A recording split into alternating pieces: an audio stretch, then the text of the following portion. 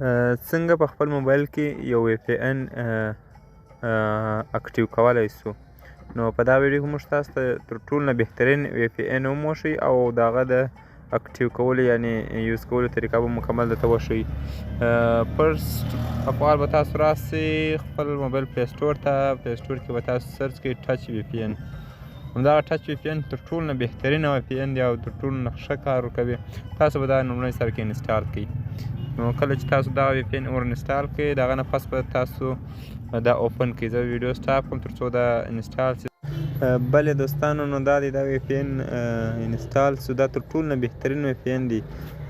د هر ډول وی پی ان نه دا بهتره او غوره وی پی ان دی. که چیرې تاسو وی پی ان یوز کوئ نو تر ټولو نه بهتره وی پی ان همدا دی.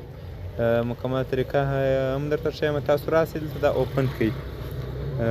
کله چې تاسو دا اوپن کړئ داسې یو صفحه به تاسو ته راوړي. داسې پرایوسي پالیسي راځي. که دا پالیسي تاسو غواړئ چې ووایاست نو هغه هم درسره ووایاست، که نه دا سکیپ کړئ. کله چې تاسو دا سکیپ کړئ د هغه نه پس به دلته تاسو داسې راسئ دا اوکې باندې به کلیک وکړئ.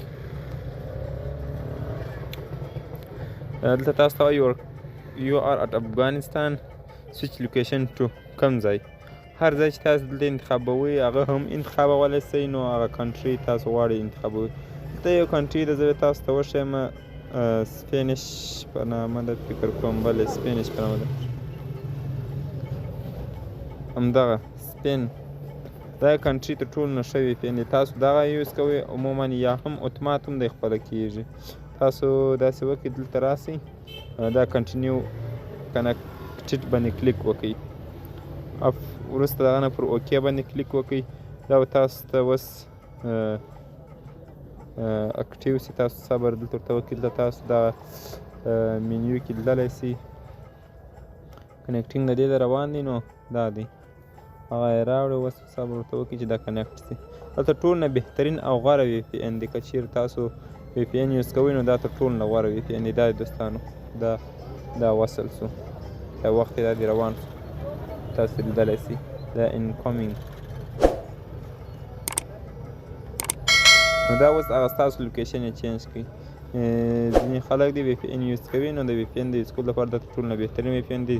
تمه ده چې ویډیو مو خوښه شوې وي چینل راسره سبسکرایب کړئ. د بیل آیکن باندې هم کلیک وکړئ چې بیا تاسو ته هره ویډیو ورسیږي. مننه.